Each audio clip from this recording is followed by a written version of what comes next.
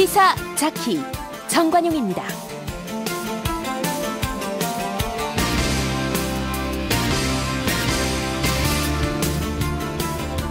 여러분 안녕하십니까? 정관용입니다.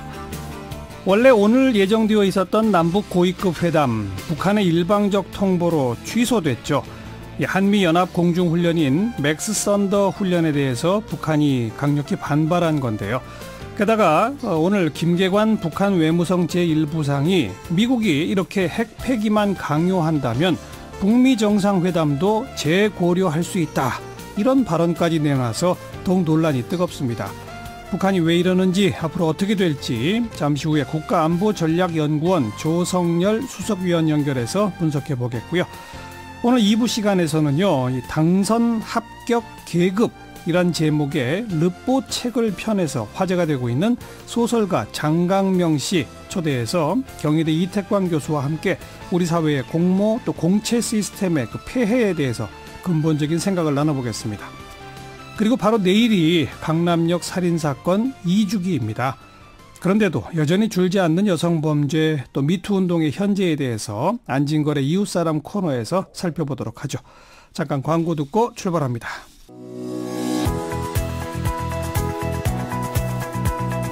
시사자키 정관용입니다는 청취자 여러분의 참여로 이루어집니다. 단문 50원, 장문 100원의 정보 이용료가 부과되는 문자 샵 1212로 보내셔도 되고요.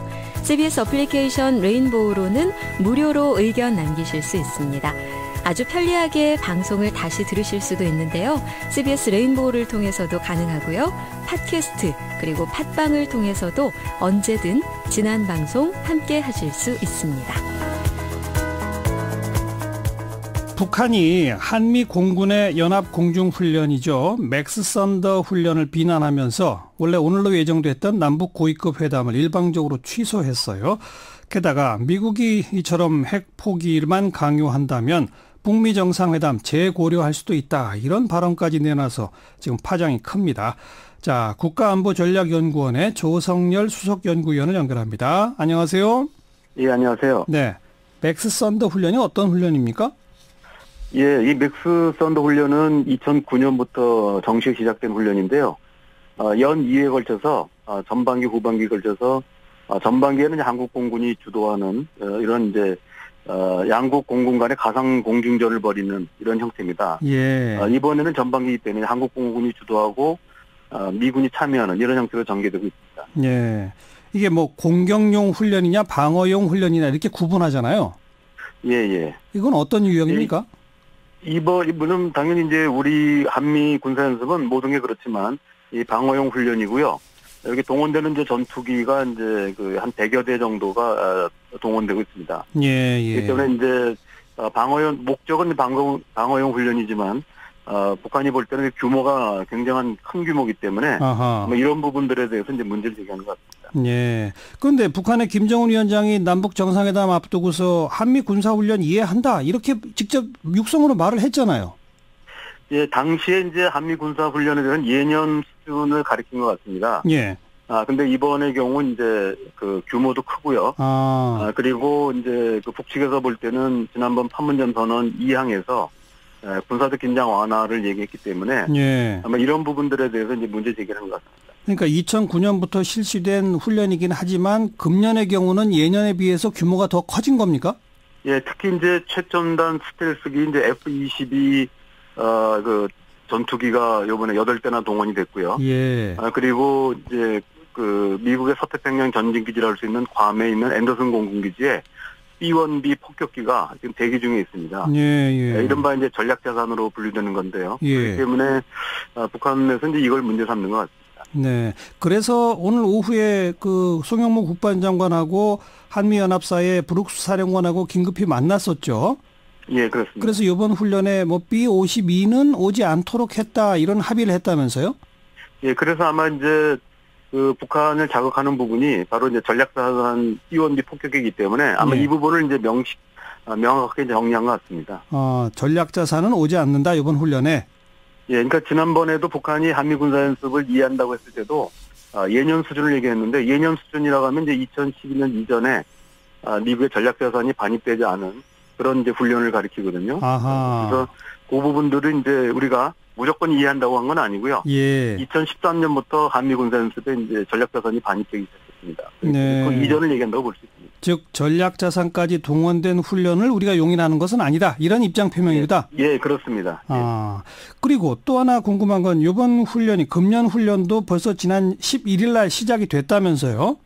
예, 그렇습니다. 시작이 되고 훈련이 진행 중인 상황에서 북한 쪽이 오늘 남북 고위급 회담 하자라고 통보까지 했지 않습니까? 즉 훈련이 이미 시작된 후에 고위급 회담 하겠다고 응했었는데 갑자기 태도를 바꾼 건 뭘까요?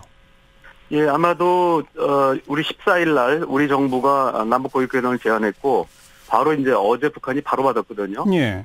그랬는데 이제 바로 오늘 이제 뭐 24시간이 되지 않아 가지고 중단 발표를 했는데 아마 제 생각에는 북한이 이제 자신의 입장을 만약에 이제 그 조평태형 성명 같은 걸 발표해서 했을 때는 예. 그 여파가 크지 않기 때문에 아마도 우리의 고위급 회담을 받고 이걸 취소하는 형태로 해가지고 자신들의 어떤 입장을 좀 극대화시켜서 표현하고자 한 게 아닌가 생각을 합니다. 고위급 회담 제안을 받아들였다 취소하는 강수를 뒀다 오히려. 예, 강도가 더 높아지거든요. 네, 그렇군요. 만약에 이것이 이제 조평통 성명 정도로 나왔으면은 예. 일부 언론에 조그맣게 나오고 아마 말았을 겁니다. 예. 게다가 북한 외무성의 김계관 제1부상이 이 북한 미국 사이의 정상회담 개최도 재고려할 수 있다 이런 발언을 내놨습니다. 이건 어떻게 해석하세요?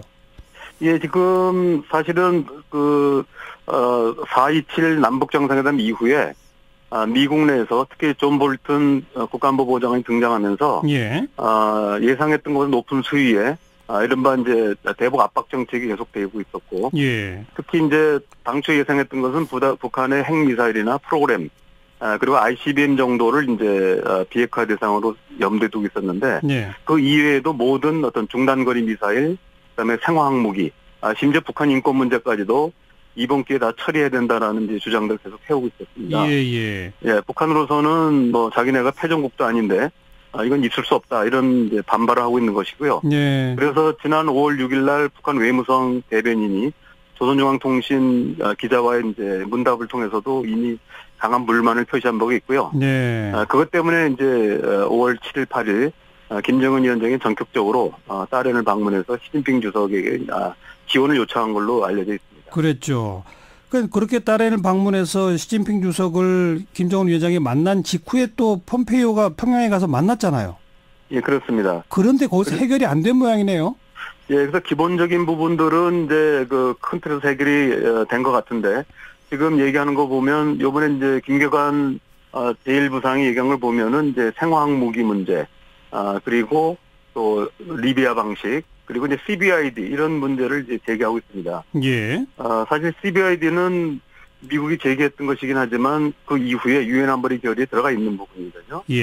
그래서 그 부분은 이제 아마 북한이 이제 일방적인 물론 이제 반대해 왔습니다만은 그래서 이제 지금 미국 내에서는 이런 부분들이 특히 이제 존 볼튼 국안보보좌관이 북한의 핵무기를 이제 일괄적으로 반출해내는 이런 이제 발언까지 계속하고 있기 때문에 그랬죠. 북한으로서는 이제 그대로 놔뒀다가는 어떤 미국의 어떤 기세에 밀릴 가능성이 있다. 그래서 아마 이제 의제 부분에서 밀리지 않기 위해서 선제적으로 대응한 게 아닌가 생각합니다. 즉 북미 정상회담을 앞둔 마지막 삿바 싸움 뭐 이 정도입니까? 그래서 특히 이제 중요한 부분이 다음 주 화요일 날 5월 22일 날 한미 정상회담이 예견되지 않습니까? 그렇죠. 그렇기 때문에 제가 볼 때는 사실은 타겟은 이제 미국을 겨냥하고 있지만 직접적으로 전달하고자 하는 것은 아마 우리 대통령에게 자신들의 입장을 아마 정리해서 전달한 게 아닌가 싶습니다.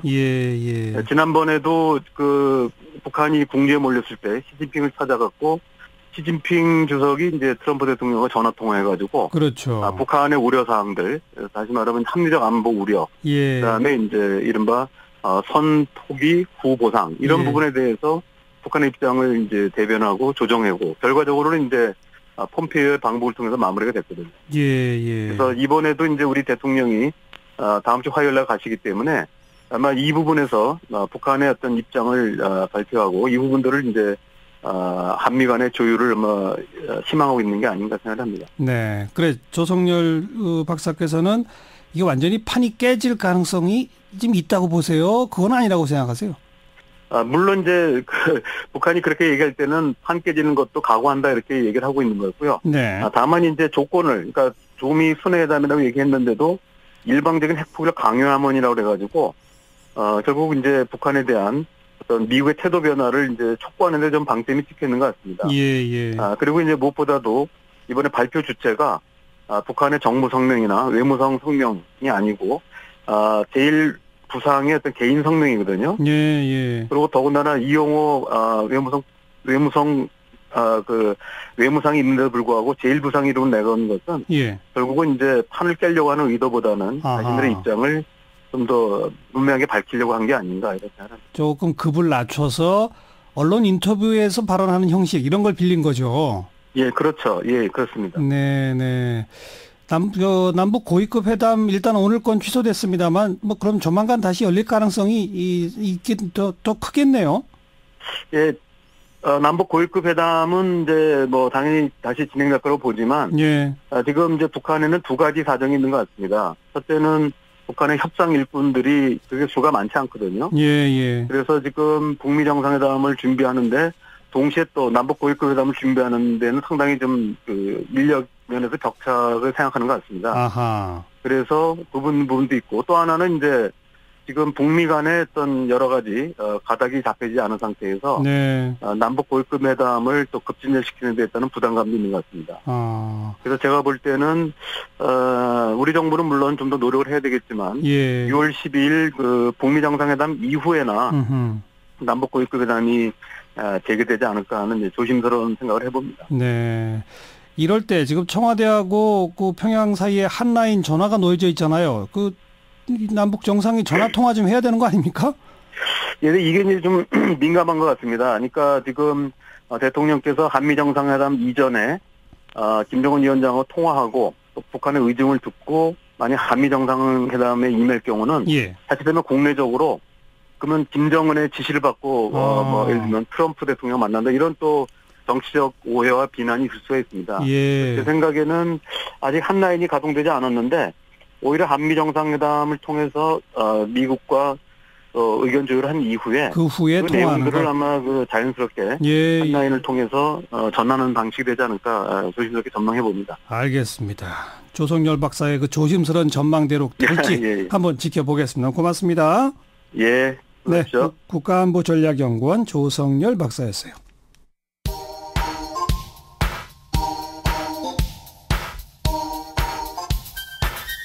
시사자키 정관용입니다. 여러분은 지금 CBS 라디오와 함께하고 계십니다. 저는 출근길 김현정의 뉴스쇼 김현정입니다. 오늘 하루 화제가 된 뜬 뉴스들 정리해드리는 코너입니다. 프레시안의 이명선 기자 오늘은 전화로 연결합니다. 안녕하세요. 안녕하세요. 오늘 첫 번째 뜬 뉴스는요? 혹시 오늘을 한 단어로 표현한다면 어떻게 말할 수 있을까요? 오늘 이 남북 방금 정상회담 고위급 회담 할래다 못한 날 이런 겁니까? 만약 저한테 정리해봐라라고 한다면 맥스 썬더의 날이라고 말할 수 있을 것 같습니다. 말씀하신 대로 남북 고위급 회담이 맥스 썬더 훈련으로 무기한 연기됐고 또 기습 포구에 폭격기에서 투하된 듯한 창동 번개, 이 맥스 썬더가 정말 번쩍이면서 낮인지 밤인지 헷갈릴 정도였거든요. 여기에 민방위 훈련과 지진 대피 훈련 사이렌까지 울리면서 SNS에는 깜놀, 무슨 일 났어? 왠지 무섭다 이런 반응들이 쏟아졌습니다. 정말 맥스 썬더의 날이군요.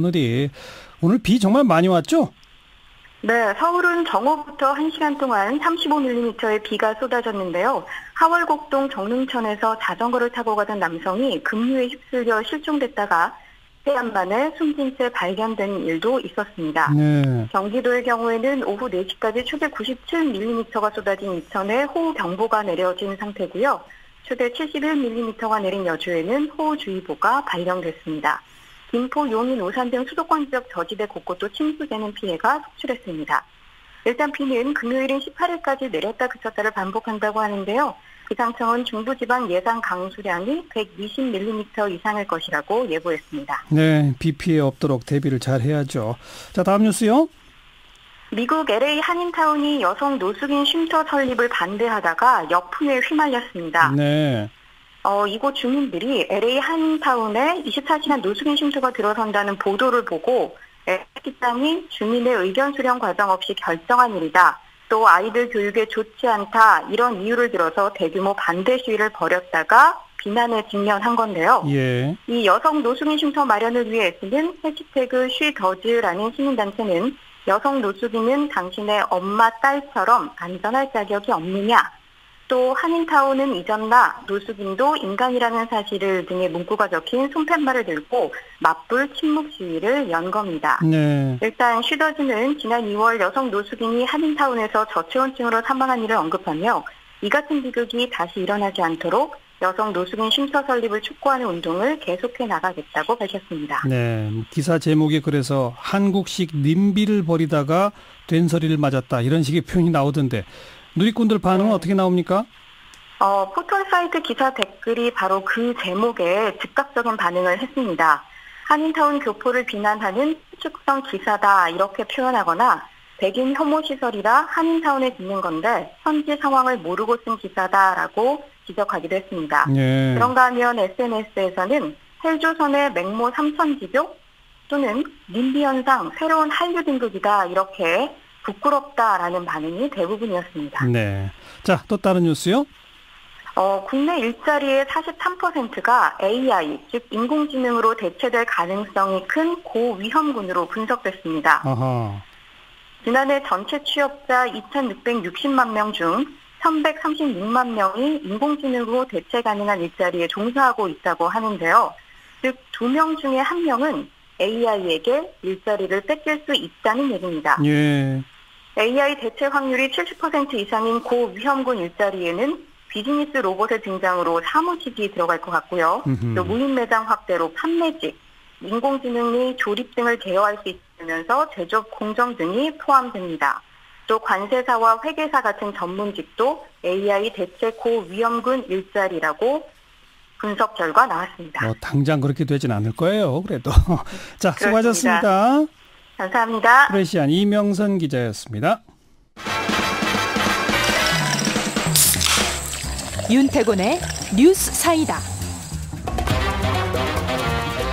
윤태곤 실장 어서 오세요. 네, 안녕하세요. 문희상 의원이 이번 국회 후반기 국회의장 후보로 선출됐죠? 예, 국회가 2년 이렇게 나누어집니다. 전반기 후반기. 예, 이달 말에 후반기로 넘어가는데 국회의장은 의원들이 본회의에서 선출하죠. 그런데 이제 일당에서 후보를 내면 큰 문제 없으면 통과되는 게 이제 그래서 관행이죠. 더불어민주당에서 경선을 했죠? 예, 오늘 민주당 의총에서 박병석 의원하고 경선을 했는데 문희상 의원이 선출됐습니다. 네, 문희상 의원 소개 좀 해주세요.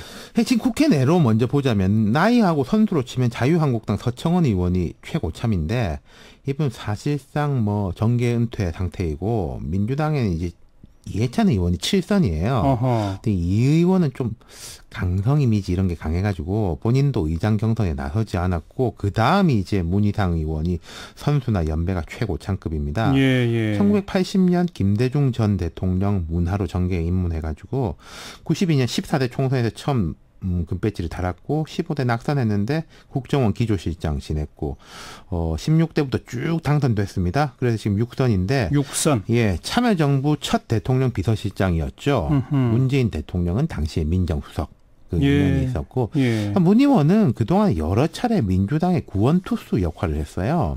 2013년 1월 그러니까 지난 대선에 패배했을 때 그 직후에 비대위원장 또 2014년 9월에는 새정치민주연합 비대위원장 지냈고요. 비대위원장 단골이네요. 그렇죠. 예. 근데 인품도 그렇고 해서 야당하고도 관계가 전 괜찮다면서요. 친화력도 좋고 그 문희상 의원도 오늘 그 후보 선출 직후에 이렇게 말했습니다. 국회 두 축인 여야는 상생해야 합니다. 건강한 파트너로 협력하고 건전한 라이벌로 견제해야 합니다. 지금처럼 서로를 타도의 대상으로 삼고 상대방을 배려하거나 역지사지하기는커녕 죽기 살기로 싸움만 한다면은 공멸의 정치가 기다리고 있을 것입니다. 이렇게 이야기를 했습니다. 예. 그런데 원구성이 국회의장 후보 뽑았다고 다 되는 게 아니잖아요. 그렇죠. 이게 오늘, 팽팽한 기싸움이 있는 거 아닙니까? 오늘 민주당 박경미 대변인은 이렇게 말했습니다. 국회법에 따라서 전반기 의장의 임기 만료 5일 전, 24일입니다. 24일까지 선출이 이루어지지 않으면은 국회가 마비되는 만큼 24일 이전에는 의장 선출을 위한 본회의를 열어야 할 것이다. 이렇게 강조했어요. 예. 이때 의장이 안 되면 임시의장이 제일 연배가 높은 분이 하거든요. 예. 아까 제가 말씀드린 이제 서청원 의원 혹은 뭐 본인이 고사한다면 이해찬 의원 이렇게 넘어가게 되는 거죠. 예. 근데 이제 야당은 불편한 기색입니다. 자, 어떤 점을 요구하는 겁니까? 지금 보면 민주평화당이 이제 민주당하고 한 뿌리고 문희당 의원하고 가까운 사람도 많지 않습니까? 그렇죠. 제일 먼저 각을 세웠어요. 최경환 대변인이 만신창이 국회 조효석 추경 방치한 채로 후반기 의장 후보부터 뽑는 민주당이 오만하다. 국회의장은 민주당 몫이 아니라 모든 정당이 합의해서 선출하는 거다. 여당이 다수당이라고 해서 의장 맡는다는 보장도 없다. 이렇게 논평을 했습니다. 예.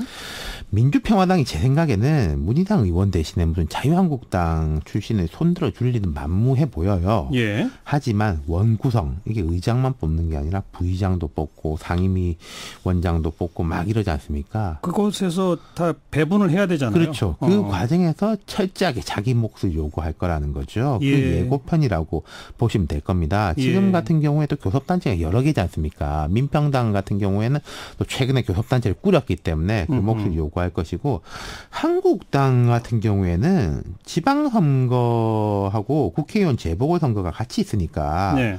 원내 일당 바뀔 수도 있다. 어허. 그거 이제 뭐 물리적으로는 맞는 이야기입니다. 예. 그렇지 말하는 보장이 없죠. 예. 그 국회의장당 구성을 지방선거 이후로 넘기자 이런 주장인데, 지금 뭐 대체적으로는 재보궐선거에서도 민주당이 우위를 보일 가능성이 높아 보이죠. 예. 그렇다면은 제 생각엔 이렇습니다. 꼭 24일이 아니더라도 그 어간으로 해가지고 문희당 의원이 의장으로 선출되는 것 자체는 큰 문제가 없을 거예요. 뭐 경쟁자가 크게 있는 것도 아니고. 그런데 지금 부의장, 지금 야당이 두 자리인데 한 자리는 자유한국당, 한 자리는 국민의당 출신 바른미래당이 맡고 있거든요. 네.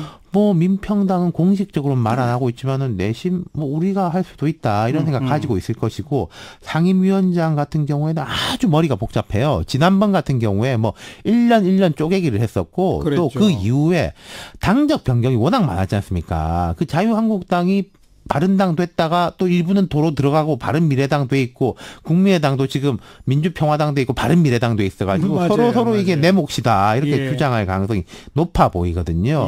그렇다면은 완전한 원구성, 이것도 난항을 겪을 것이고, 그렇다면 또 이제 국민들 보시기에 또 별로 좋지 않은 그림이 한 번 더 나올 가능성이 높아 보이네요. 별로 좋지 않은 정도가 아니죠. 상임위원장 어느 당이 누가 맡는지는 사실 국민들은 관심 없어요. 그렇죠. 근데 의원들 입장에서는 이거 한번 욕먹으면 2년 간다 생각하는 거죠. 수고하셨습니다. 감사합니다. 윤태권 실장이었어요.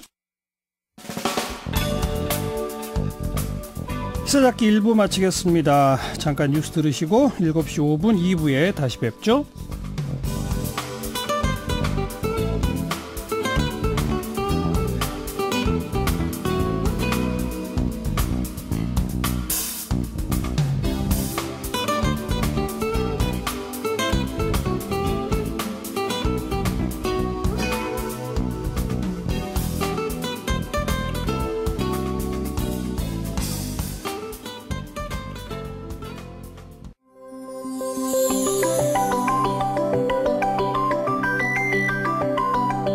지금 여러분께서는 한림국제대학원 대학교 정관용 교수가 진행하는 시사자키 정관용입니다를 듣고 계십니다.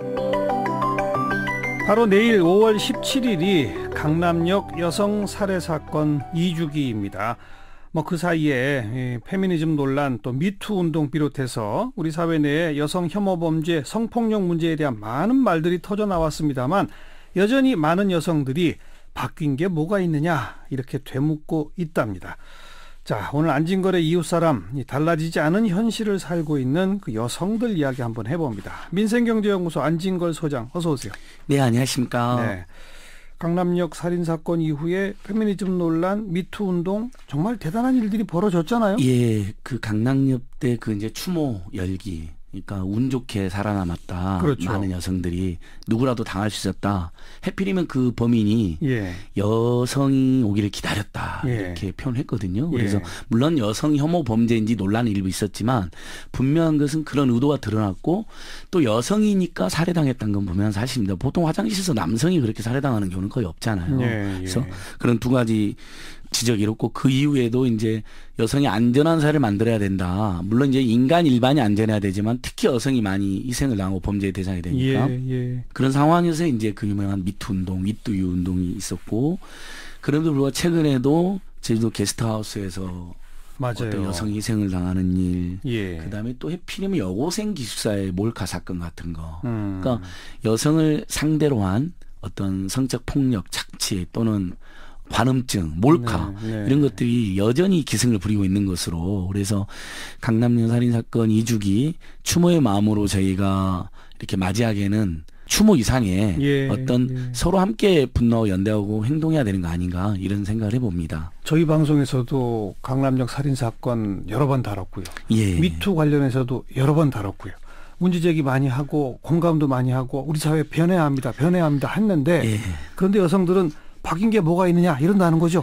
바뀐 게 뭐가 있느냐 하나 하고 그다음에 이제 요즘에는 이제 미투나 이투 운동 때문에 사회 전반에서 사실 이제 성추행, 성희롱에 대한 인식이 많이 달라지고는 있습니다. 조심하는 문화 또 이래서는 안 된다는 거는 파지고 있는데 이제 그게 펜스룰 같은 약간 왜곡된 형태로도 가고 있는데 여성들이 이제 그런 부분을 지적하고 있는 거 저는 더 실질적인 통계에서 그럼 여성에 대한 강력범죄가 줄어들어야 되잖아요. 여성이 안전해져야 되니까 이렇게 큰 사회가 그런 고통을 겪었으니까. 근데 대검이 발표한 자료에 작년에 여성이 피해자였던 강력범죄, 살인이나 성폭력 등을 말하는데요. 총 3270건으로 2016년보다 10%가 더 늘어났습니다. 늘어나고 있어요. 그러니까 오히려 이런 분위기면 또 한국이 나름대로 치안이 안전한 나라로 많이 알려져 있잖아요. 그렇죠. 외국분들도 저 외국인들 한국 나오는 그 프로그램에서 이렇게 이야기하잖아요. 밤에 이렇게 편안하게 안전하게 술 마시면 돌아다닐 수 있는 나라가 없다. 우리나라는 그게 안 된다. 범죄가 많다 그러는데 밤이 안전하다. 이건 우리 남성들에만 해당했다는 이야기인 것이죠. 그런 반성을 또 해보게 되더라고요. 또 이런 뭐 페미니즘 논란 또 미투 운동 이런 게 벌어지니까 역으로 남성들 사이에서 당신 페미니스트야? 뭐 이러면서 오히려 좀 공격한다든지. 그리고 뭐 이렇게 하는 것도 미투 대상이 되나? 이러면서 또 성희롱 비슷하게 한다든지. 그러니까 놀려대고. 아까 말한 것처럼 펜스룰로 여성이랑은 뭐 같이 해야 안 해. 밥 안 먹어. 뭐 이런 식으로 흐르는데 그건 절대 그러면 안 되는 일이죠. 왜냐하면 똑같이 일하고 똑같이 회의하고 회식하면 되는 거거든요. 근데 하지 말아야 돼. 행동만 안 하면 되는 거잖아요. 평상시처럼 잘 지내시되. 그러니까 페미니즘이라는 것도 결국은 어떤 휴머니즘이라든지 여성이든 남성이든 모든 존재가 평등하게 처우받아야 된다라는 일종의 평화로운 평등의 사상인데 그게 낙인처럼 지금 돼가지고 뭐 그런 티셔츠를 입었더니 해고를 당했다 이런 일까지 벌어지고 있는 건데 이렇게 되면 이건 세계적인 웃음거리가 되거든요. 그러니까 촛불 시민혁명으로 세계가 지금 부러워하는 민주주의를 우리가 만드는 이면에 한편으로는 뭐 이주 노동자나 여성들에 대한 극심한 차별이나 폭력이 여전히 상존하는 그런 모순 유력이 있다 이렇게 성찰해보는 기회가 됐으면 좋겠습니다. 그런 문제와 모순이 여성을 향한 폭력, 또 여성에 대한 차별 이런 것들이 여전하다. 그러니 이거 줄여나갑시다. 라는 운동에 대해서조차 일부 남성들이 저항하고 있다는 거잖아요. 페미니즘을 놀려대고 미투 운동을 놀려댄다는 것은 그런 운동에 저항하는 거 아닙니까? 그러니까 자기가 사랑하는 어머니, 누나, 여성 애인 예를 들면 그 사람들이 안전한 나라를 만들자고 그 사람들이 차별받지 않는 나라를 만들자는 것인데 그걸 그렇게 왜곡된 시선으로 바라본다는 것은 사실 있을 수 없는 일이라고 생각합니다. 그런 부분도 서서히 우리가 풀어나가야 될 과제가 아닌가 생각해 봅니다. 일부 오해인지 악의적으로 공격하는 건지 잘 모르겠어요. 그러니까 일부 오해야 일부 좀 이제 악의적 공격 계층도 있는 거죠. 좀 극단적인 사이트에서도 그걸 막 일삼던데. 자, 내일 바로 그 강남역 그 사건 2주기 추모 집회가 열린답니다. 이거 지금 주도하고 계신 미투 시민행동의 집행위원장 김영순 위원장을 전화로 잠깐 만나봅니다. 위원장님 안녕하세요. 네, 안녕하세요. 내일 추모 집회 몇 시부터 시작됩니까? 네, 내일 오후 7시 신노년역 6번 출구에서 강남역 여성살해사건 2주기 추모 집회 그리고 저희가 성차별 성폭력 끝장 집회를 하고 있고요. 전국의 6개 지역에서 동시에 진행하고 있습니다. 네. 추모 집회와 동시에 성차별, 네. 성폭력 끝장 집회가 함께. 네네. 그렇군요. 사실 2년 전에 강남역 살해 사건이 났을 때 여성들은 이렇게 말을 했잖아요. 이건 우연히 일어난 사건이 아니다. 예. 모든 여성들이 처한 문제고 그때 왜 가장 많았던 거가 나는 우연히 살아남았다 이잖아요. 나는 운 좋게 살아남았다. 그렇죠. 운 좋게. 그래서 사실 저도 그때만 생각하면 좀 가슴이 떨리는데요. 그래서 근데 여성들은 모든 곳이 강남역이라는 거죠. 그래서 강남역 사건에 대한 어떤 여성들의 외침이라는 것은 사실 우리 사회에 이 여성폭력 문제가 바뀌고 달라져야 해결되는 문제이기 때문에 그 움직임이 지속적으로 지금 미투 운동으로 연결되는 게 아닌가 싶어요. 네. 내일 집회의 구호는 우리는 멈추지 않는다라면서요? 네네. 그것의 의미는요? 그거 뭐냐면 변화가 진행 중이라는 거죠. 그러니까 우리는 멈추지 않을 것이고 침묵하지 않을 것이고 그리고 침묵했던 세상은 끝났다는 얘기고요. 그리고 또 미투 운동이라는 것이 한 개인의 용기나 그 한 개인이 그냥 나와서 말을 하는 것이 아니라 지난 촛불 광장에서 정권을 바꿀 때 광장에 나왔던 여성들이 성상동이 민주주의라는 사회적 정의를 세우는 그 운동을 했던 여성들이 나와서 하는 운동이거든요. 그렇죠. 우리 김영순 위원장 보시기에 지난 2년 사이에 우리 사회에서 이루어진 그런 페미니즘 또 미투 운동, 뭐 여성차별 철폐 운동 이런 등등의 움직임이 그보다 지난 한 2년보다는 획기적으로 증가한 건 맞습니까? 우리가 그동안 성폭력 사건이라는 것은 그 여성들이 안전한 곳에서 비공식적으로 성폭력을 얘기했고 법적으로 절차를 밟았고 그 법적으로 절차를 밟는 여성 중에서 정말 한 2% 정도만 사실 그 신고를 해서 이루어진 거죠. 그런데 지금 미투 운동의 핵심은 뭐냐면 여성들이 광장에서 자신의 생존을 걸고 말을 한다는 거예요. 그렇죠. 그럼에도 불구하고 사실은 국가가 수많은 정책을 냈지만 뭐 바뀌는 게 없어서 좀 안타깝긴 하네요. 그러니까 뭔가 새로운 양상의 변화가 지난 2년 시작된 거는 인정하시는데 그러나 우리 사회는 근본적으로 안 달라졌다 이거 아닙니까?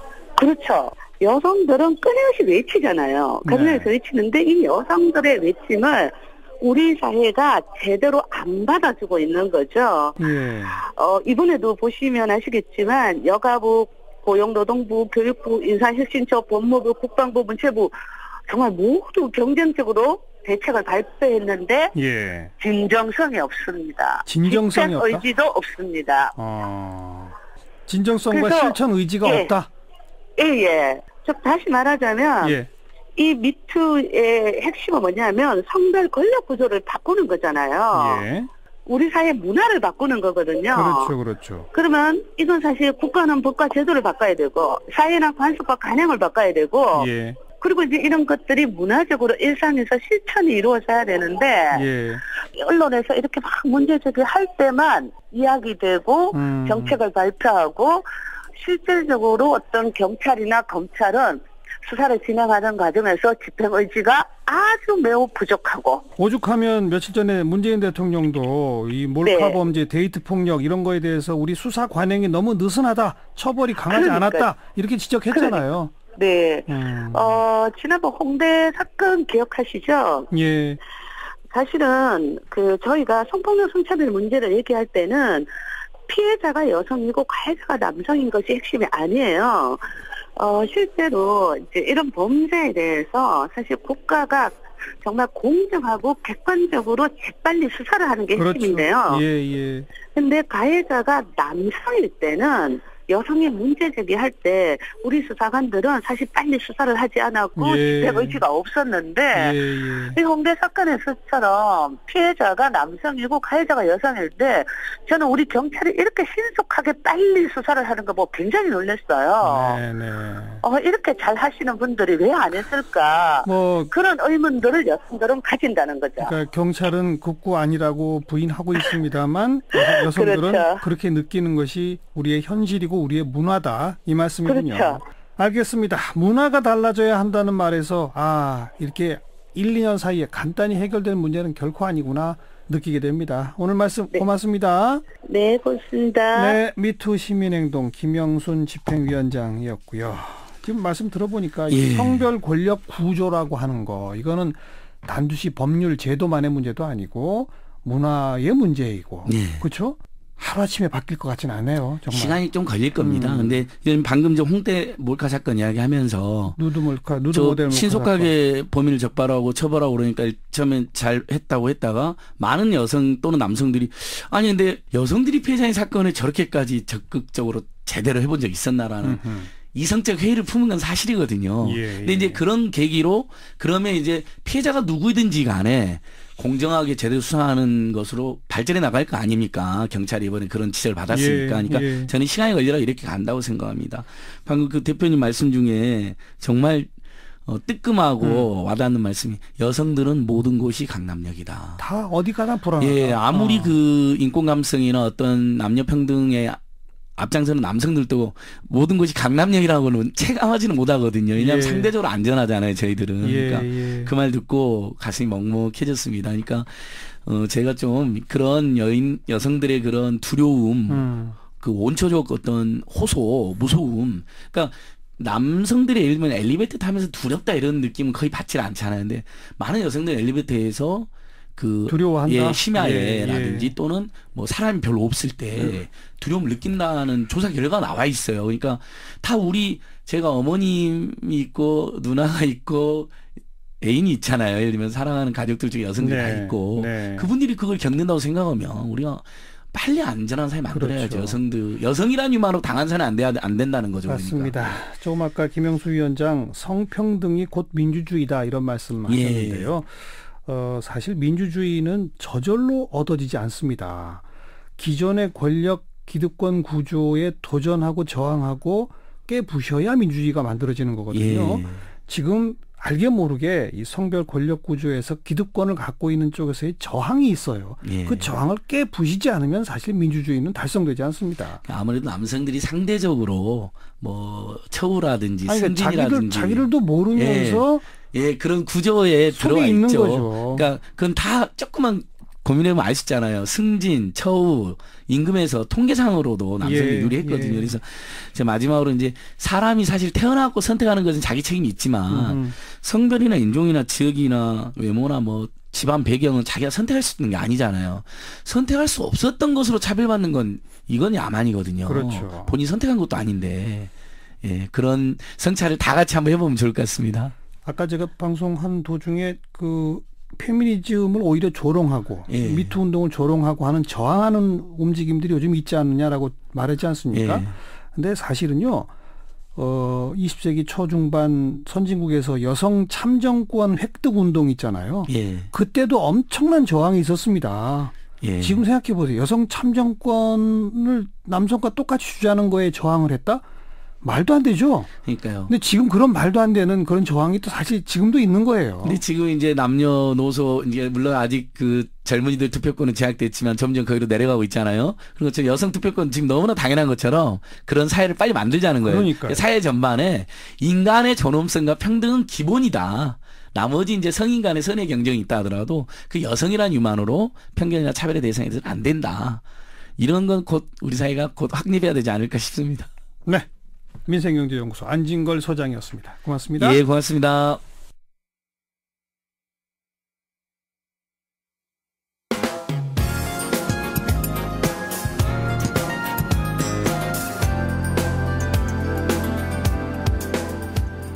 친절하고 재미있는 시사풀이 CBS 라디오 시사자키 정관용입니다.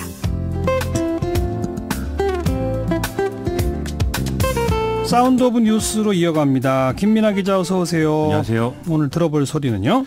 먼저 첫 번째 소리부터 일단 들어보시죠. 수사에 개입했던 수사관의 입장이 어떻게 생각하십니까? 검찰권이 바르게 행사되도록 또 공정하게 행사되도록 관리 감독하는 게 총장의 직무라고 생각합니다. 법률가로서 올바른 결론이 내리도록 그 과정을 충실히 이행하도록 하겠습니다. 네, 문무일 검찰총장 목소리죠. 어제 안미연 검사가 강원랜드 채용비리 사건 수사할 때 문무일 검찰총장이 직접 이제 외압을 행사했다라는 취지였던 얘기를 기자회견에서 밝히지 않았습니까? 예. 또 이어서 강원랜드 수사단도 문무일 총장이 애초 공언한 바와는 달리 수사 지휘권을 행사를 했다 이렇게 밝힌 상황인데, 그렇죠. 이에 대해서 문무일 총장이 한마디 오늘 한 내용입니다. 그러니까 결국 이건 외압도 아니고 정당한 행동이다 이거죠? 그렇죠. 이 총장 직무를 다했을 뿐이다. 이 얘기를 한 것이고요. 또 민주주의 사회이기 때문에 이견이 있을 수 있고 그것을 조율하는 어떤 과정 속에서 생긴 일이다. 이런 해명도 내놓은 상황입니다. 법무부 장관도 한마디 했다면서요, 오늘? 이 박상기 법무부 장관이 이렇게 얘기했습니다. 수사 관계자들의 의견이나 주장이 언론에 표출되고 검찰 조직이 흔들리는 것으로 비춰지고 있어서 안타깝다. 이게 이제 그 상황이 이렇게 된 것 자체에 대한 유감 표명 아니겠습니까? 예. 그래서 어느 한편에 손을 들어주지는 않은 건데요. 어쨌든 또 검사에 대한 관리 감독 책임이 검찰총장에 있다는 점은 부인할 수가 없는 그런 상황을 또 반영한 이 얘기겠죠. 예. 그러다 보니까 검찰 내부에서부터 논란이 지금 확대되는 그런 분위기가 이루어지고 있습니다. 그런데 이 특별수사단이 꾸려질 때 검찰총장이 이거 뭐 보고도 받지 않겠다, 지휘권 행사하지 않겠다, 그런 이유가 있는 거 아닙니까? 그렇죠. 처음부터 수사 외압 의혹이 이제 제기됐던 그런 사건인데다가 국회 법사위원장인 권성동 의원 문제가 걸려있기 때문이었던 것이죠. 검찰이 소속돼 있는 법무부는 법사위 피감기관이기 때문에 함부로 이 수사하기가 쉽지 않을 거다. 이런 우려를 반영해서 검찰총장이 그런 입장을 밝힌 것이었죠.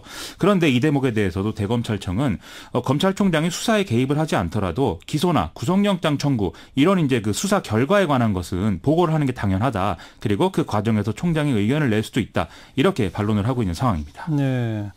그러면 이게 문무일 총장이 뭐 적법하게 당연히 총장으로서 해야 할 일을 했다는 게 맞다면, 그러면 안미연 검사나 이 현재 수사단이 잘못된 행동한 거 아닙니까? 그렇죠. 그래서 대검찰청이 안미연 검사에 대한 징계를 검토한다. 이런 보도도 지금 나오고 있는 상황인데요. 아, 징계 검토? 그렇습니다. 지금 뭐 명분은 소속 기관장의 승인을 받지 않고 대외적으로 의견을 공표한 것은 검사윤리강령 위반이다. 이 얘기입니다. 여기서 소속 기관장이라는 거는 뭐 의정부 지검장을 의미하는데요. 지금 의정부 지청에 있으니까. 그렇죠. 어제 안미연 검사가 밝히길 이 지검장이 반대해서 승인을 받지 못했지만 반차 휴가를 내고 기자회견을 열었다. 이렇게 얘기를 했는데 바로 이 대목이 이제 윤리강령 위반이라는 거죠. 예. 상황이 이렇게 되니까 일부 시민단체들은 특검 필요성까지도 제기하고 있는 상황입니다. 네. 어쨌든 검찰 내부가 지금 시끌시끌한 것만은 현실 아닙니까? 그렇습니다. 이럴 때 최종 수사 결과 국민 납득시킬 수 있을까요? 그래서 말이죠. 이게 외압 때문에 수사팀이 무능해서든 외압 때문이든 아니면 수사팀이 무능해서든 결국 강원랜드 채용비리 수사가 잘 안 되고 있으니까 이런 상황이 벌어지는 거 아니냐, 이런 지적도 나오고 있는 상황이거든요. 그래서 말씀하신 대로 뭔가 국민들에게 납득시킬 수 없는 그런 수사 결과가 나올 경우에는 또 공수처 강화 여론에 힘이 실릴 수밖에 없는 상황이어서 검찰도 참 지금 상당한 위기에 몰려있는 상황이다, 이렇게 봐야 될 것 같습니다. 수사 결과로 보여줘야 될 텐데. 그렇습니다. 그렇죠? 네. 자, 다음 소리 또 들어보죠. 청년 일자리 추경이 제2의 공무원 증원 사업입니까? 그 부분에 대해서 명백하게 좀 말씀을 주시면. 네, 우선은 중소기업들의 역량만으로 임금 개선이 된다면 좋으련만 그렇지 못하니까 정부가 마지못해 나서고 있다, 이렇게 말씀을 드리겠습니다. 상황은 상황이니만큼 빨리 응급처치라도 하고 더 큰 불행을 막는 것은 정부로서의 최소한의 의무라고 생각해서 이번에 추경을 제출하게 됐습니다. 모자란 머리지만 많이 짜고 있습니다. 예. 이낙연 총리의 답변인데 앞에 질문은 누구죠? 더불어민주당 유승희 의원이 국회 예결산특위 전체회의에서 이제 질의하고 있는 그런 목소리였습니다. 지금 유승희 의원 언급을 들어보시면 아시겠지만 이게 뭐 야당 주장이거든요. 그래서 이걸 이제 그 여당 의원이 질문을 한 것은 이낙연 총리가 좀 해명할 기회를 준다, 이런 의미였던 것으로 받아들여지는데요. 예. 지금 자유한국당과 바른미래당은 추경에 공무원 증원용 예산이 있다, 그러면서 이거를 빼야 된다, 이렇게 주장을 하고 있는 상황이거든요. 이 규모가 상당합니다. 지금 뭐 추경 전체 예산이 3조 9천억 정도 되는데 자유한국당은 이 중에 1조 5천억을 빼야 된다고 하고 있고 바른미래당은 1조 8천억 삭감해야 된다, 이런 얘기하고 있습니다. 네. 민주평화당도 또 불만이 있다면서요? 지금 뭐 상임위별 심사를 보이콧한다, 이런 얘기까지 나오고 있는데요. 민주평화당의 불만은 일정에 지금 있는 상황입니다. 일정? 그렇습니다. 애초 국회 정상화 협의 과정에서 민주평화당은 이제 그 특검과 추경 처리를 21일 날 하는 것을 주장을 했는데 이제 공동교섭단체 대표인 노회찬 정의당 원내대표가 협상에 들어간 사이 18일로 이제 합의가 됐다는 것이죠. 예. 이에 대해서 민주평화당은 당장 18일에 추경 처리하는 건 시간이 너무 촉박하다. 이게 사실상 상임위 패싱으로 귀결될 우려가 있다. 이런 얘기를 하고 있고요. 예. 또 5.18 민주화운동 기념일에 좀 이 문제에 집중을 해야 되는데 추경 처리를 하니만이 이걸 두고 또 국회가 입씨름 벌이고 이런 게 좀 맞지 않다. 이런 얘기도 하고 있는 상황입니다. 민주평화당의 이런 입장이니까 노회찬 원내대표도 이런 입장에 좀 동조하고 있는 이런 형국이 만들어지고 있습니다. 또 이 특검법도 일단 처리하기로는 했는데 내용을 놓고서는 또 여전히 힘겨루기가 있다면서요. 그렇습니다. 이 대목은 규모와 대상 이게 이제 문제인데요. 더불어민주당이 주장하는 이제 규모는 이른바 이제 내곡동 특검 수준입니다. 당시에 내곡동 특검의 경우에는 특검팀이 특검보 2명, 특별수사관 30명, 파견검사 10명 이렇게 구성이 됐고요. 예. 활동 기간은 30일로 하되 1회 15일간 연장 가능하다 이렇게 돼 있었거든요. 반면 자유한국당과 바른미래당은 최순실 국정농단 특검 수준을 해야 된다 이렇게 주장을 하고 있습니다. 예. 이 특검팀의 경우에는 특검보 4명, 특별수사관 40명, 파견검사 20명 이렇게 구성이 돼 있고 활동 기간도 70일에서 한 번 30일 연장 가능하다 이렇게 돼 있기 때문에 예. 훨씬 더 규모가 컸던 것이죠. 그게 이제 규모의 문제고 그렇습니다. 대상의 문제는 뭐 김경수 의원 문제겠죠?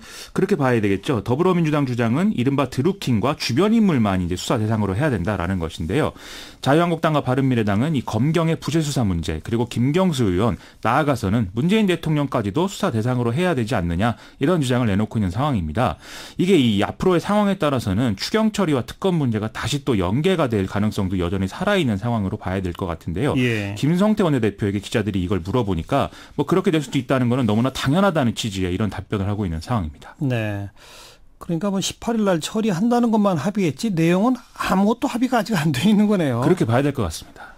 네, 오늘이 16일인데 할 수 있을려나 모르겠네요. 다음 뉴스는요. 일자리 문제 계속 심각한 상황이다라는 지적 나오는데요. 통계청이 오늘 발표한 4월 고용 동향을 보면은 지난달 취업자 수는 2,680만 수준으로 1년 전보다 12만여 명이 늘어나는데 그쳤다고 합니다. 올해 2월부터 따지면 석 달째 10만 명대를 벗어나지 못한 이제 그런 상황인데요. 2008년 글로벌 위기 이후에 이 정도 수치만 늘어난 것은 처음이다 이런 보도 나오고 있습니다. 뭐 특히 제조업 쪽이 어렵다면서요? 그게 이제 큰 문제인데요. 예. 제조업 취업자 450만 명이 좀 안 되는 수준으로 나타났는데 전년 동월 대비는 6만 8천 명 그러니까 1.5% 정도 줄어든 그런 수치입니다. 제조업 취업자 수가 450만 명 이하로 떨어진 것 자체가 2014년 9월 이후 43개월 만이고요. 또 전년 동월 대비 감소세인 것은 지난해 5월 이후 지금 11개월 만이거든요. 예. 특히 다른 통계를 보면 또 고용의 질 자체도 저하되고 있다는 얘기가 나와서 더 걱정입니다. 제조업 관련해서는 다른 지표도 지금 좋지 않은 상황인데요. 생산 이게 2월, 3월 2달 연속 줄어든 상황이고 3월 평균 가동률도 9년 만에 가장 낮은 수준에 그쳐서 참 걱정스러운 그런 상황입니다. 일자리 참 걱정입니다.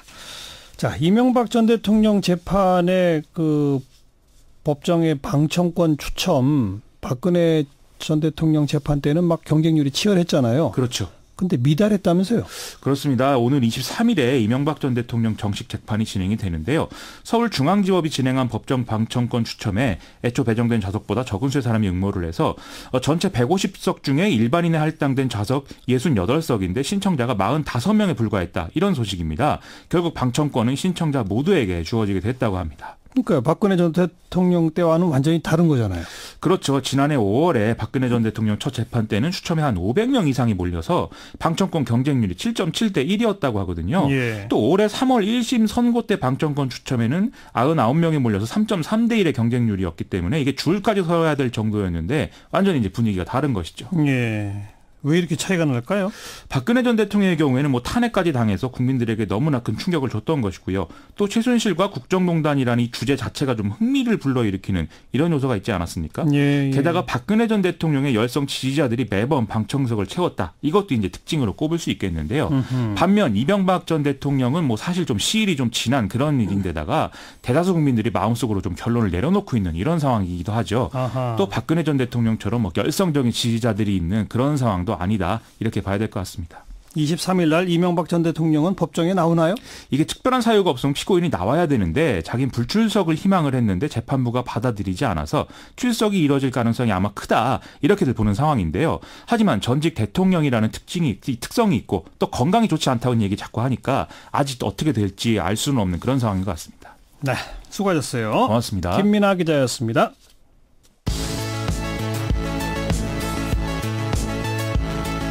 지금 여러분께서는 한림국제대학원 대학교 정관용 교수가 진행하는 CBS 라디오 시사자키 정관용입니다를 듣고 계십니다.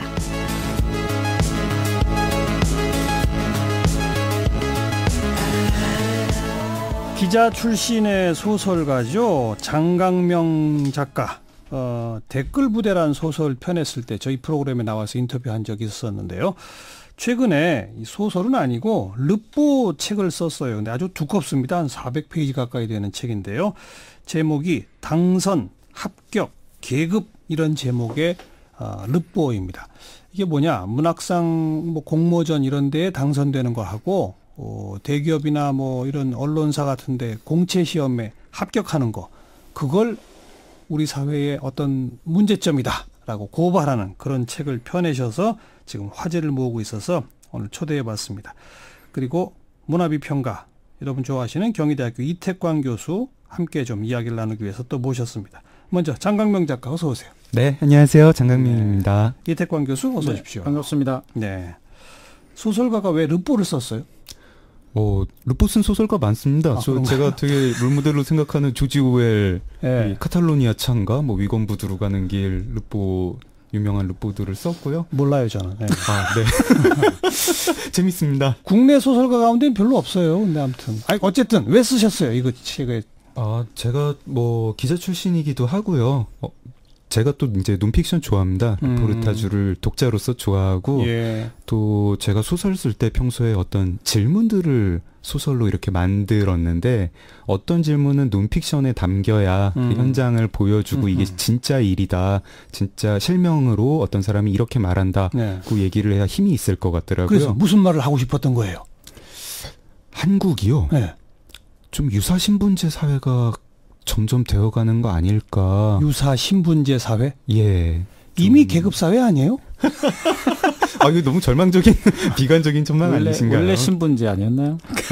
그 정도는 아니라고 믿고 싶고요. 근데 그냥 이제 뭐 신분제 사회다, 뭐 이러고 뭐, 거기다가 뭐 날선, 뭐 저희들의 이제 뭐 기분 나쁜 거를 이제 불쾌한 거를 토로하는 것도 네. 뭐 스트레스는 해소되겠지만, 예. 왜 그런가, 어떻게 해서 그게 점점 더 그렇게 신분제 사회처럼 되는가라고 생각을 했을 때, 뭐 대물림 받는 거, 상속 이런 문제, 세습. 예, 그런 것도 있겠지만, 그게 1번이고, 예, 그거는 뭐 모든 사람이 비판하는 거고요. 그리고 이건 말고, 세계 어느 나라나 있는 거니까. 네. 네. 그거 말고 한국 특유의 어떤 시험을 치른 다음에 그 시험 합격자한테 어떤 간판을 달아주고, 예. 그 간판이 아주 오래 가고, 간판 예. 단 사람들끼리 어떤 한 계급 위로 상승을 해서 그런 종류의 신분제 같은 게 형성되는 거 아닌가, 예. 그런 문제의식이 있었습니다. 시험공화국? 한국은? 네, 시험공화국, 간판공화국, 뭐 그렇게 불러도 될까요? 저 시험사회, 간판사회라고 책에선 장강명 작가가 신문사 기자 한 11년 했는데, 네. 제가 기사를 보니까 그 전에 삼성 공채에 들어가서 삼성에 한 1년 다녔다면서요? 아닙니다. 아주 짧게 다녔습니다. 어쨌든 5달 정도. 네. 그 얘기는 삼성이란 대기업 공채 시험에 합격했다는 얘기고, 네. 신문 기자 뽑는 것도 다 요새 공채 하잖아요. 네. 거기 합격했다는 얘기고, 네. 그리고 소설가로 데뷔한 후에 문학상 4개나 탔죠. 네, 그렇습니다. 그 문학상 공모전에서 다 당선됐다는 거 아닙니까? 예. 본인이 그렇게 해서 지금 계급이 올라간 거죠, 그러니까? 그렇네요. 계급이 올라갔나요? 소설가잖아, 소설가.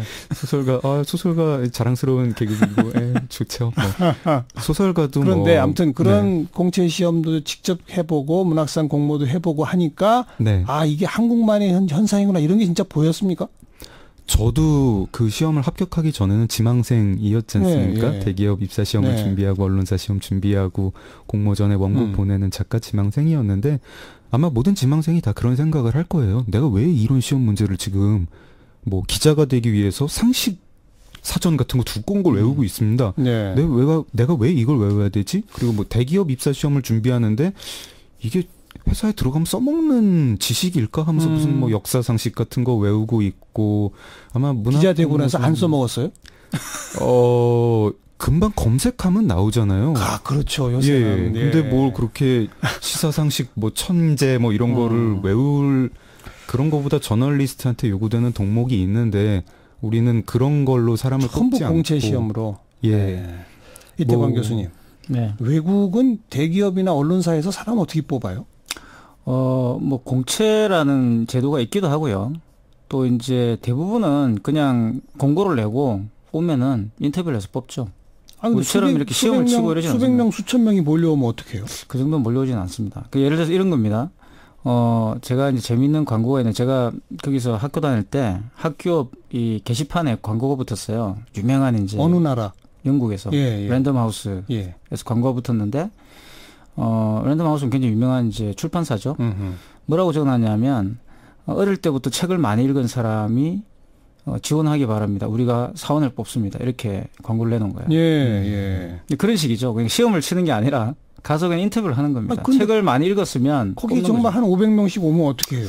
뭐 500명씩 오면 거기서 다 인터뷰를 하겠죠. 그런가요? 네. 제가 이 책을 쓰면서 외국 기자들은 그럼 어떻게 뽑나 하고 외신 기자들을 취재를 했는데 제 되게 놀란 게 영미권에는 영어 단어에는 입사 동기라는 말이 없다는 거예요. 그래서 한국 기자들을 보면서 뭐 예를 들어서 CBS 그런지는 모르겠지만 무슨 방송사에 공채로 들어온 사람들이 이너서클을 이루고 공채 몇 기다 이런 개념을 자기가 이해를 잘 못했다는 거예요. 아예 그 용어가 없다고요? 그 개념이 없으니까 모든 사람을 그렇게 수시 채용을 하고 한 명씩 그리고 갑자기 한국에서처럼 대학 졸업한 청년이 갑자기 메이저 언론사에 어느 날 기자가 돼서 이렇게 뭐 한국사회 이렇게 가야 된다 이런 게 아니라 그런 게 없죠. 작은 언론사부터 차곡차곡 시작을 하면서 저 시골에 지역 언론사부터 시작을 하면서 그러니까 유능한 사람 계속 스카웃을 해오는 구조니까 경력직 개별 채용.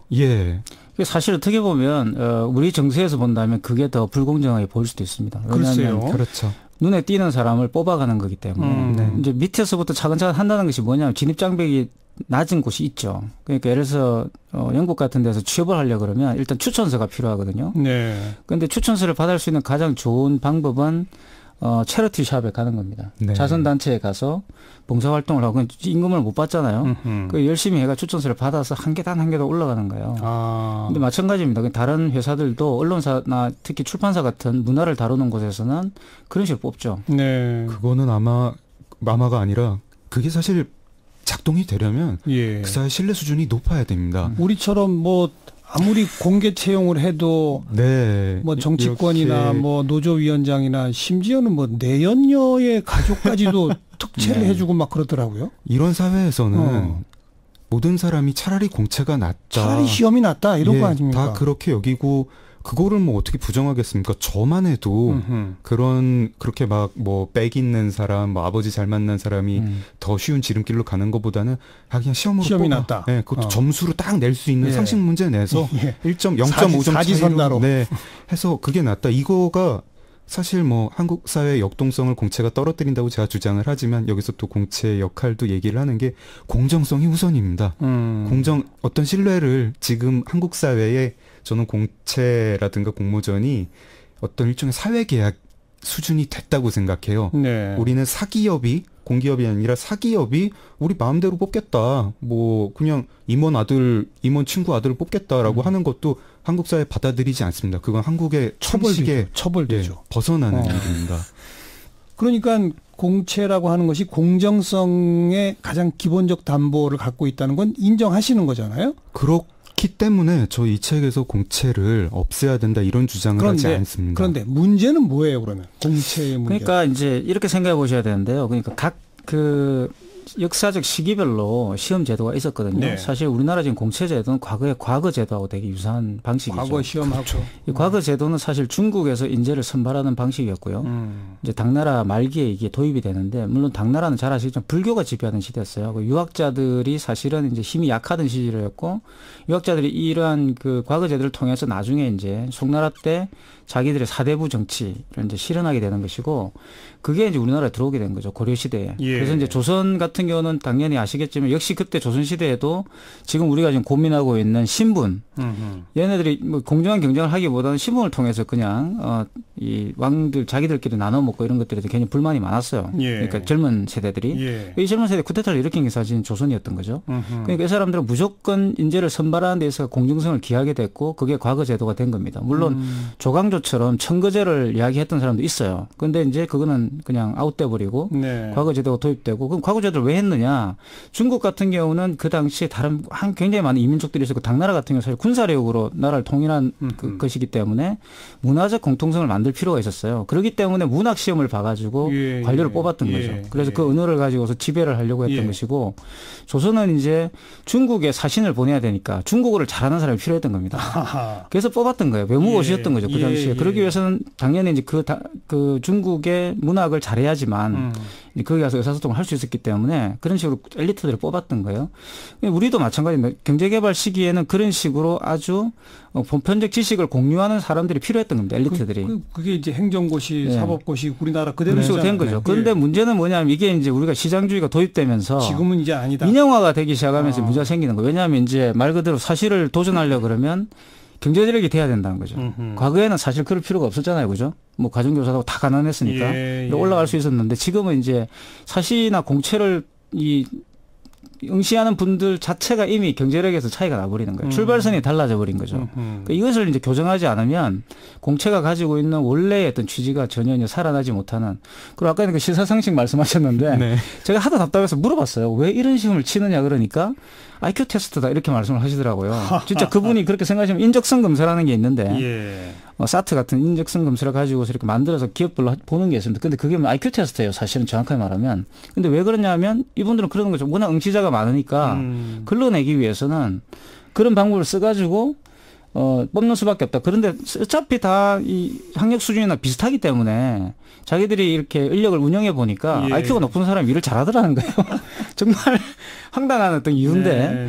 그래서 이제 이런 부분들을 저는 좀 개선을 해야 되는 거죠. 이제 시험도 바꿔야 되고 말 그대로 말씀하신 건 질적 평가를 할 수 있는 방안을 도입해야 되는데 이게 상당히 지금 아직까지 요원한 거죠. 뭐 여러 가지 문제가 있다고 생각해요. 그 사회의 역동성을 떨어뜨리고요. 젊은이들이 어떤 신분 사회가 있을 때 시험을 합격하면은 바로 그 중심부에 들어갈 수 있다는 유혹을 받게 되면 몇 년이고 그 시험에 매달리게 됩니다. 지금 공무원 시험족, 공시족 이런 거 다 그거 아닙니까? 그게 바로 조선시대 과거에도 그렇게 10년, 20년씩 매달렸던 거고 개인으로 봐도 사회로 봐도 사회적 낭비인데다가 그 시험이 평가하는 게 IQ 테스트라고 하지만 그 문제가 우리 사회에 지금 닥친 과제를 해결하는 능력을 평가하는지 아닌지 정확히 잘 모르잖아요.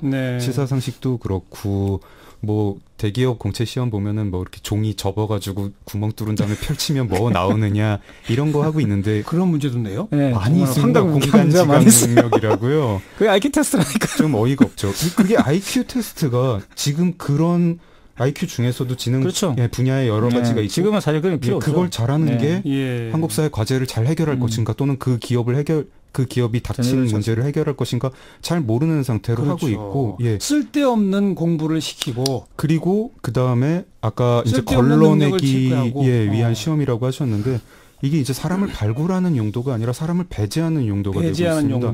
어떤 종류의 참신한 가능성을 지닌 괴짜들 뭐 마크 저커버그가 페이스북 만들기 전에 누가 그 능력을 알아보겠습니까? 만들어 보는 수밖에 없습니다. 근데 그런 가능성을 다 배제하고 전부 다 시험에 합격해라라는 식의 말을 알겠습니다. 우리가 있습니다. 이제 창조 사회, 창의력이 중요한 교육개혁 혁신 필요하다 이런 말 많이 하는데 여전히 우리 사회에 특히 주류는 고시가 그대로 있고 대기업도 전부 공채 시험 뽑고 언론도 언론 고시라고 다 뽑고 있고 요새 뭐 은행들 시험 한동안 안 보더니 또 다시 보려고 그런다고 그러잖아요. 이런 식으로 가는 것은 우리 교육개혁이나 창의력 중심 사회와 방향이 안 맞는다. 그 말이군요. 그렇죠. 자, 하나만 더 말씀드리면 그리고 그게 결국 이제 시험 합격했냐 불합격했냐 여부로 굉장히 사람을 차별을 하게 되더라고요. 너 대학 어느 대학 나왔니라는 게 대학 간판 갖고 차별을 하게 되고 대기업 직원이 뭐 중매 시장에서 인기 있는 신랑감 뭐 신부감이 되고 그 간판이 어떤 시험 통과했느냐 간판이 길게는 몇십 년씩 영향력을 발휘하면서 결국 능력주의가 되는 거죠. 능력주의가 되는 것이고 또 이제 부의 또 다른 계기가 되는 것이고. 그게 근데 능력주의가 아닙니다. 이 사람이 시험을 쳤는데 10년 전에 능력이 있었다는 게 지금 능력이 있었다는 얘기가 아니잖아요. 정말로 바람직한 능력주의면 지금 현재 그 사람 실력이 얼마가 되느냐. 네가 19살 때 대학 수학능력평가를 시험을 잘 쳐가지고 대학을 좋은 데를 갔다는 게 지금 그 사람의 실력하고 지금 그 사람의 맡은 일하고 맞는지 안 맞는지 잘 모릅니다. 능력주의는 아니라고 생각해요. 창강명 작가의 말을 가만히 듣고 있다 보니까 정말 근본적이고 구조적이면서 매우 어려운 문제를 제기하고 있는 거예요. 그렇죠. 네. 맞는 말씀입니다. 네. 지식 생산의 방식도 바뀌었다는 것인데요. 아니, 그러니까 가장 이상적이고 바람직한 것은 다들 각자 능력을 마음껏 뽐낼 수 있는 기회를 주고 네. 거기서 정말 그 능력이 자기네 직장에서 딱 필요한 사람을 골라서 뽑을 수 있도록 하고 네. 그걸 그냥 다 각자 알아서 하도록 하는 뭐 이런 거가 맞는데 안 되는 거죠, 우리 사회가 지금. 너무 또 이상적인 얘기기도 하고 사람 네. 능력이라는 게 뭐 사실 정보 비대칭이 있잖아요. 실제로 일해보기 전에 그 사람 능력 안다는 모르죠. 것 자체가 네. 약간 좀 환상인데 그래도 좀 그 방향으로 가야 조금씩이라도 변해야죠. 그래야 조선시대 같은 일이 안 벌어지지 않을까 생각합니다. 어떻게 보세요? 그러니까 저는 이제 결국 그게 지식의 문제라고 저는 생각을 하고요. 네, 금방 네. 말씀하신 것처럼 인터넷 찾아보면 다 나옵니다. 이런 거잖아요. 지금 우리가 열심히 외웠던 시사상식이라는 게. 네. 소용이 있는 지식이 있어서 저는 분명히 공채나 이런 것들이 쓸모없는 시험 제도다. 이렇게 말을 할 수는 없다고 봐요. 다만 이제 시대가 바뀌어가지고 그런 식으로는 인재를 선발할 수가 없고 평가를 할 수가 없다는 거죠. 그게 사실 굉장히 중요한 말씀을 하셨는데 그런 식의 테스트를 통해서 과연 우리 사회의 어떤 여러 가지 문제를 해결할 수 있는 인재를 뽑을 수 있을까? 그렇죠. 그게 우리가 심각하게 생각을 해봐야 되는 거예요. 네. 조선이 망하기 직전까지 조선의 똑똑한 젊은이들이 다 과거 시험에 매달렸습니다. 그러니까 시험을 잘 치는 능력이라는 건 따로 있어요, 사실. 네. 일종의 뭐 암기력과 논리력과 뭐 그 시험을 정도죠. 잘 치는 능력이 모든 걸 잘하는 능력일 수는 없는 거죠. 없는 거고 또 뭐 이런 얘기도 합니다. 뭐 지금 IT 대기업들이 10년 뒤에 뭘 만들지 모른다고 자기들이 그런 얘기를 해요. 근데 그 10년 뒤에 뭘 만들지 모르겠지만 그걸 잘 만드는 사람은 우리가 알 수 있다. 이 시험으로. 그런 식으로 좀 이상한 얘기잖아요. 네. 여러 가지 모순이 되고. 근데 제가 좀 이런 관념적인 얘기보다 현장을 찾아가서 이게 얼마나 널리 사람들 머릿속에 퍼져 있고 박혀 있는지. 네, 요즘 청년들은 얼마나 그런 서열화를 내재화했고 또 우리가 이게 시험이랑 상관이 없다고 생각한 문제가 사실 시험이랑 상관이 있더라. 간판이랑 상관이 있더라. 르보니까요. 그런 거에 좀 치중을 했어요. 변화의 조짐은 안 보입니까? 저는 보인다고 생각합니다. 압박을 받고 있고요. 어쨌든 그런 식의 기수 문화 또 공채 문화라는 게 지금 한계에 와 있다는 거는 사실 뭐 누구든지 다 알고 있고 지금 정 교수님이나 이 교수님이나 말씀하고 계시잖아요. 그리고 압박을 받고 있고 거기에 맞는 실험들이 몇 가지가 좀 나오긴 하는데 과연 그 압박받는 거에 부응할 만큼 우리가 이 사람을 뽑는 방식이 변하고 있느냐 없느냐 그거는 잘 모르겠어요. 그냥 변화의 조짐이 있다 없다로 얘기할 건 아닌 것 같습니다. 이태광 교수 제자들 이제 졸업해 나가면 다들 이 시험 전설으로 뛰어들잖아요. 그렇죠. 그거 보면 어때요? 제가 좀 안타까운데요. 이제 말씀하신 것처럼 저는 학생들 보고 약간 좀 무책임할 수도 있는데 그거 해보고 안 되면 딴 거 빨리 찾아라 이렇게 이야기해요. 3번 시도해보고 안 되면 그만둬라. 안 그러면 인생 낭비다. 네. 그래서 보통 이제 제가 가르치는 제자들은 1, 2년 정도 해보고 안 되면 딴 걸 합니다. 네. 그런 게 오히려 더 중요한 거 아닌가 싶고요. 그러니까 금방 말씀하신 것처럼 본인이 가지고 있는 능력을 발휘할 수 있는 그런 기회가 넓어져야 되는데 찾아내야 되는 거죠. 그리고 그걸 또 마련해 줘야 되고. 그러니까요. 그게 저는 대단히 중요하고 앞으로 시험을 봐가지고 뭘 한다. 이건 사실 AI가 나오면 불가능하죠. 사실 AI가 많은 문제들을 해결해 줄 거기 때문에 여기서 제가 막 AI 만능론을 이야기하는 게 아니라 결국 인간이 가지고 있는 가장 큰 문제는 기억에 관련된 문제잖아요. 그 문제를 일단 AI가 해결해 줄 것이고 지금도 여러 가지 인터넷이 정보와 관련된 것들 많이 제공하지만 사실 그 인터넷이나 AI가 할 수 없는 지식들을 찾아나가는 것이 필요하다고 많은 전문가들이 이야기하잖아요. 그렇죠. 그게 이제 사실은 진짜 능력이 돼야 되는 거죠. 제가 책의 절반 정도는 사실 문학상 얘기거든요. 근데 문학 공모도 그렇게 또 비슷해요? 대기업 공채랑 같은 문제를 갖고 있어요? 제가 원래 문학 공모전에 대한 르포를 쓰다가 공채까지 넣은 거고요. 그러니까 우리가 사람을 뽑는 게 이거는 공채가 아니겠지라고 생각한 것도 사실은 공채 메커니즘인 게 많더라고요. 굉장히 여러 명을 많은 사람을 어느 날 동시에 같은 문제를 주고 시험을 쳐서 합격자를 한 명을 뽑는 거잖아요. 아나운서 공채 합격자 한 명인 것처럼 문학상도 공채가 한 명이고 그 기본 가정이라는 게 너희들이 낸 원고를 우리가 살펴보면 1등을 뽑을 수 있다. 제일 뛰어난 게 뭔지 뽑을 수 있다. 그리고 그 기준은 이미 기성제도권에 있는 사람들의 기준으로 뽑는 거고. 심사위원은 기존 문단의 평론가나 작가죠. 네, 그렇습니다. 그러니까 굉장히 상상을 뛰어넘는 어떤 파격적인 뭔가가 당선되기는 발견되기는 뭐 문학평론가나 심사위원들이 생각보다 폭이 넓으세요. 그래서 파격적인 작품을 알아보기도 하지만 구조적으로 이런 식으로 뽑는 거는 그렇군요. 어떤 한계는 있을 겁니다. 권위 있는 상일수록 기득권에 가까이 있는 심사위원이잖아요. 그렇죠. 그죠? 예를 들어서 옛날에 장르소설 공모전 같은 것들을 국어국문학과나 문예창작학과 교수분들이 구성이 된 심사위원들이 이렇게 뽑았는데 과연 그게 맞는 걸까? 그런 생각을 좀 해봅니다. 문학성 높은 작품을 뽑으려고 했던 공모전인가? 아니면은 대중적인 작품을 뽑으려고 했던 공모전인가? 그런 거 좀 생각해봐야 되고 문학뿐 아니라 의외로 많은 분야가 우린 맞아요. 사람을 그런 식으로 평가를 하는 것 같습니다. 사실 지금 장 작가가 표현한 그런 문제의식은 문학의 문단뿐 아니라 기업들도 다 지금 느끼고 있을 거예요. 그렇죠. 이대로는 안 된다는 건 느끼고 있을 거예요. 느끼고 있는데 해결할 이제 방안이 굉장히 이제 애매한 거죠. 어떻게 보면 시작할 것인가 중요한 거죠. 응시자들도 근데 이 공채를 원합니다. 편해하죠. 사회적 합의가 이미 이루어져 있어요. 그러니까요. 만약에 대기업이 공채를 안 하고 실제로 뭐 그런 시도를 했다가 철회한 곳도 있지 않습니까? 삼성이 대학 총장들에게 학생을 추천할 권한을 부여를 하겠다고 했더니 다들 들고 일어나서 그럼 대학 총장이랑 친한 사람 자식이 된다. 공채로 뽑아라. 사회적 합의예요. 한국이 공채에 합의를 하고 있습니다. 불공정 사회라 그런 거죠. 어떤 얘기 보면. 신뢰 수준이 너무 낮기 때문에. 저는 그 시험 제도 자체가 문제라기보다는 이것이 운영되는 방식에 지금 문제가 좀 발생했다고 생각하고 그런 문제들을 좀 더 이제 해결할 수 있는 방안이 나오면 많이 해결되겠죠. 그러니까 뭐 하나만 바꾼다고 되는 건 아니에요. 방식도 아마 여러 가지 실험으로 변주를 해봐야겠고 아예 시험이 아닌 방식으로 괴짜들이 이렇게 놀 수 있는 털을 어느 영역이든 좀 이렇게 좀 만들어줘야 될 것 같아요. 그러니까 기업든 기업 나름대로 또 뭐 문학에는 문학의 나름대로 각자 지금보다는 조금 다른 시도들을 하면서 요게 좀 괜찮구나 싶으면 조금 더 늘리고 하루아침에 싹 바꿀 수는 없으니까 그런 방식으로. 왜냐? 어쨌든 앞으로 미래를 내다보고 AI가 등장하고 창조력이 중시되는 이 사회에는 안 맞는 제도다. 이건 명백하니까요. 그리고 되게 사소한 간판 때문에 사람 차별하는 그것도 없애기 위해서라도 맞습니다. 중요합니다.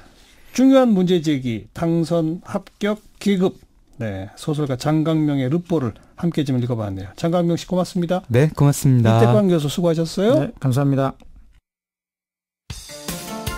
시사작기 오늘 여기까지입니다. 내일 다시 뵙죠. 안녕히 계십시오.